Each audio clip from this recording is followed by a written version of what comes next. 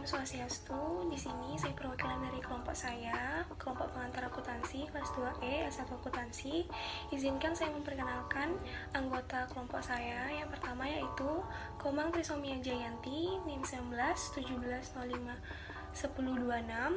Yang kedua yaitu Triwahyuni Oktaviani, NIM 19 1705 1005. Yang ketiga yaitu Komang Intan Permatasari, NIM 19 1705 1173. Yang keempat yaitu Kade Aldi Parera, NIM 19 1705 1012. Yang kelima yaitu Niwayan Intan Handayani, NIM 19 1705 1033. Adapun materi pembahasan yang kita bahas di presentasi kali ini, yang pertama yaitu pengertian apa itu akuntansi, yang kedua yaitu apa itu laporan keuangan, dan yang ketiga yaitu jenis-jenis akuntansi secara umum, kasus-kasus, dan analisis dari ketiga laporan yang sudah kelompok kami kerjakan. Apa itu akuntansi? Akuntansi merupakan proses pengidentifikasian, pengukuran, dan pelaporan informasi ekonomi untuk memungkinkan adanya penilaian dan keputusan yang jelas bagi mereka yang menggunakannya.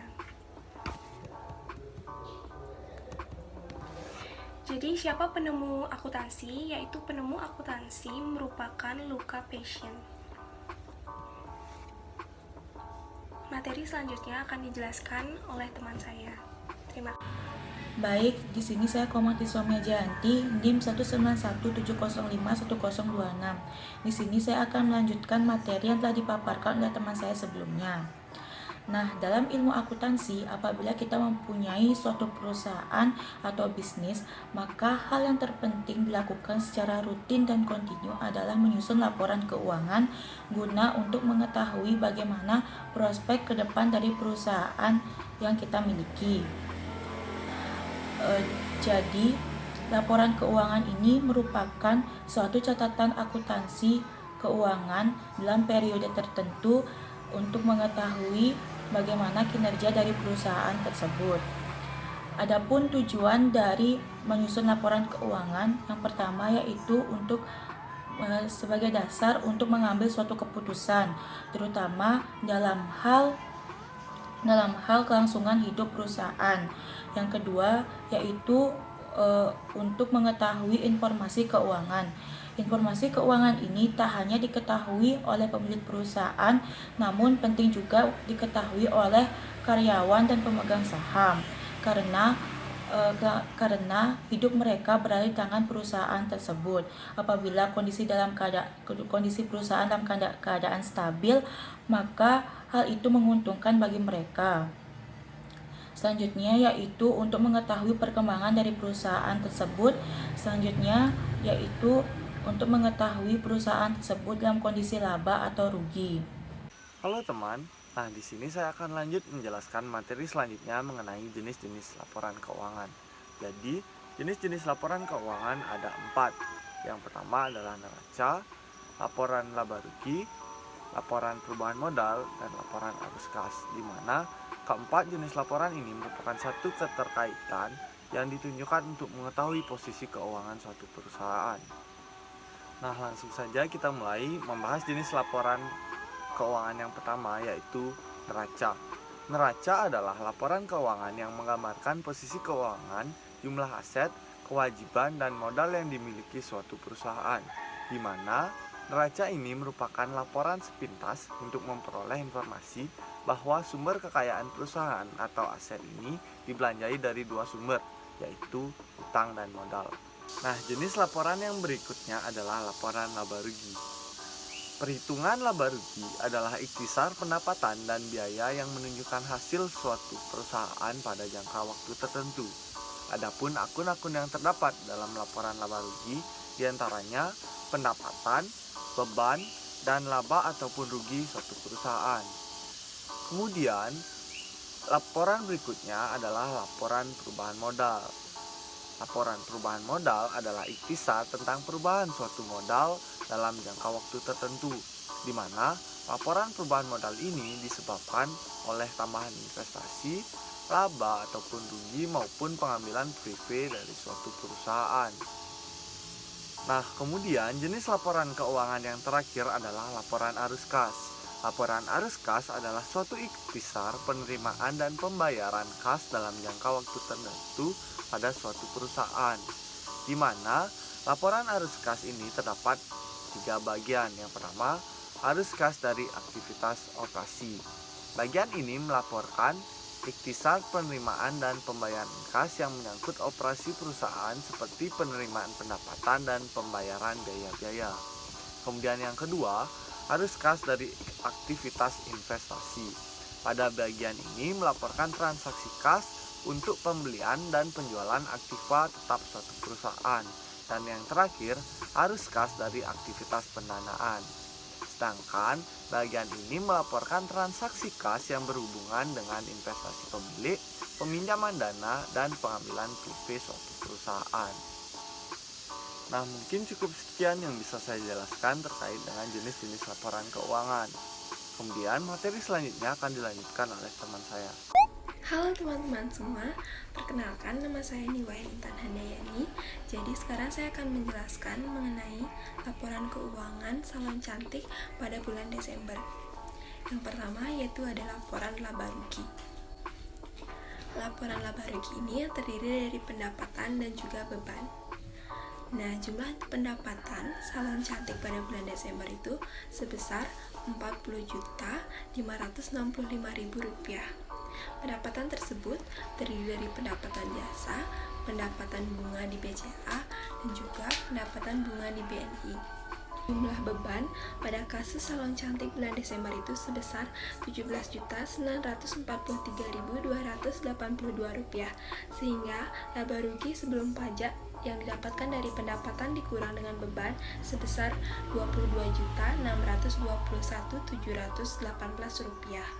Kemudian pajak penghasilan sebesar Rp113.108,59, dan yang terakhir laba rugi setelah pajak yaitu sebesar Rp22.508.609,41. Nah, yang kedua yaitu ada laporan neraca. Laporan neraca terdiri dari aset, liabilitas, dan juga ekuitas. Yang pertama yaitu aset, yang terdiri dari 2 jenis, yaitu aset lancar dan juga aset tetap. Jumlah aset lancarnya sebesar Rp410.391.718, sedangkan jumlah aset tetap sebesar 115 juta, sehingga total asetnya menjadi Rp525.391.718. Yang selanjutnya yaitu liabilitas, yang terdiri dari liabilitas jangka pendek dan juga liabilitas jangka panjang. Jumlah liabilitas jangka pendek yaitu Rp1.280.000, sedangkan liabilitas jangka panjang sebesar Rp533.111.718. Dan yang selanjutnya yaitu jumlah PRIP sebesar 12 juta, sehingga totalnya menjadi Rp525.391.718. Yang terakhir yaitu laporan arus kas. Laporan arus kas ini terdiri dari operating, investing, dan juga funding. Yang pertama yaitu operating activities sebesar Rp22.776.718. Yang selanjutnya yaitu investing activities terdiri dari negatif Rp53.500.000, sedangkan funding activities yaitu sebesar negatif Rp157 juta.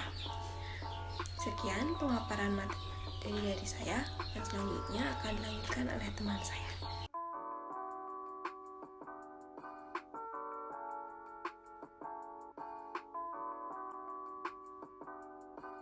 Selanjutnya saya akan membandingkan laporan laba rugi dari bulan November ke Desember.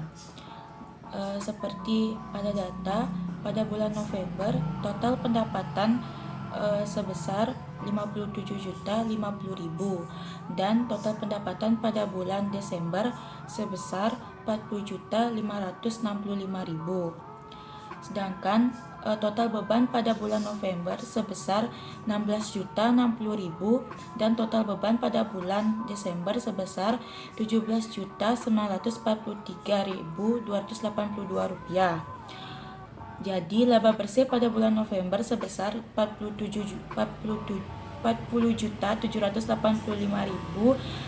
rupiah dan laba bersih pada bulan Desember sebesar 22.508.604 rupiah.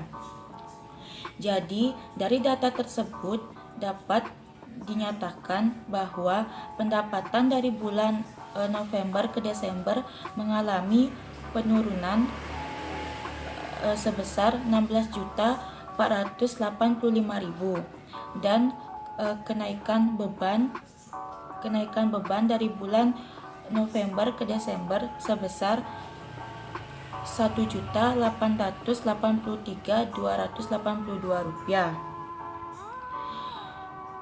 Dari pernyataan tersebut dapat disimpulkan jika perusahaan pada bulan November ke Desember mengalami penurunan profit atau laba bersih sebesar 1.18.276.446 rupiah. Perkenalkan, nama saya Koma Intan Permatasari, NIM 19170511173. Di sini saya pribadi akan menjelaskan tentang analisis laporan neraca atau Statement of Financial Position. Nah, pada dasarnya laporan neraca itu dibagi menjadi dua kolom. Yang pertama yaitu kolom pasiva dan yang kedua yaitu kolom aktiva. Di laporan kali ini terdapat 2 bulan yang akan dianalisis. Yang pertama adalah November dan juga bulan Desember. Di kolom aktiva bisa dilihat di sana terdapat aset lancar dan aset tetap, di mana aset lancar mendominasi sebesar 596.550.000 rupiah dan aset tetap dengan jumlah 440 juta. Jadi total aset pada bulan November itu 1.036.550.000 rupiah. Bisa kita lihat di bulan Desember pada kolom aset, pada kolom aktif yaitu terdapat aset lancar juga yang mendominasi sebesar 410.391.718 rupiah dan aset tetap sebesar 115 juta rupiah dengan total aset 523.391.718 rupiah. Nah, di sana dapat dilihat pada kolom aktiva dari bulan November ke bulan Desember terjadi penurunan sebesar 186.158.282 rupiah. Pada saat itu terjadi penurunan karena itu menggambarkan bahwa aset lancar yang sudah diinvestasikan pada bulan November tidak lagi diinvestasikan di bulan Desember, karena jika 2 kali diinvestasikan akan terjadi double pembayaran. Jadi dalam pos pasiva itu terdapat liabilitas jangka panjang dan juga pendek, di mana dinominasi oleh liabilitas jangka panjang dari bulan November ke Desember. Nah, dari bulan November ke Desember itu, liabilitas jangka panjang dan juga jangka pendek mengalami penurunan. Liabilitas jangka panjang mengalami penurunan sebesar 452.598.282 rupiah.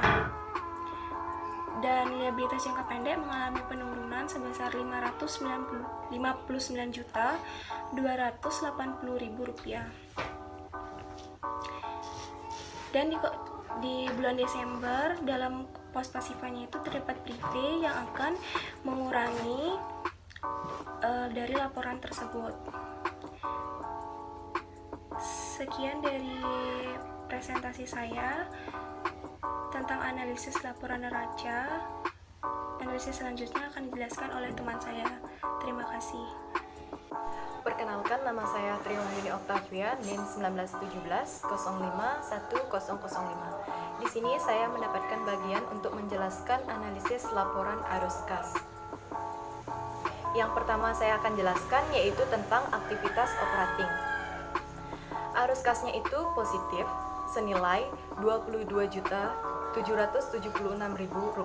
Hal ini dikatakan bagus karena menunjukkan perusahaan mampu menghasilkan kas yang dapat menutupi pengeluaran. Kemudian yang kedua yaitu aktivitas investing. Arus kasnya itu negatif senilai Rp53.500.000, artinya pengeluaran lebih besar dari pemasukan disebabkan oleh pembelian mesin atau aset tetap. Kemudian yang ketiga yaitu aktivitas funding. Nah, arus kasnya itu bernilai negatif sebesar Rp157 juta. Artinya, arus kas melakukan pendanaan pada hutang sehingga menghasilkan arus kas yang negatif. Nah, di sini kesimpulan dari arus kasnya itu yaitu apabila operatingnya positif, investingnya negatif, fundingnya negatif, pola seperti ini menandakan perusahaan sedang mengalami masa keemasannya. Nah, artinya itu kas yang dihasilkan dari operasi mampu menutupi segala pengeluaran yang berasal dari investing dan funding. Terus kesimpulan untuk semuanya yaitu total aset dan liabilitas bulan November lebih besar dibandingkan pada bulan Desember, menunjukkan bahwa pada bulan November aset yang dibutuhkan lebih banyak untuk diinvestasikan, maka dari itu liabilitas yang dibutuhkan juga semakin besar karena besarnya investasi yang dilakukan. Baik, terima kasih untuk presentasi yang untuk kelompok kami bawakan. Mohon maaf jika ada kesalahan atau kekurangan materi. Saya tutup dengan Parama Santi. Om Santi Santi Santi Om.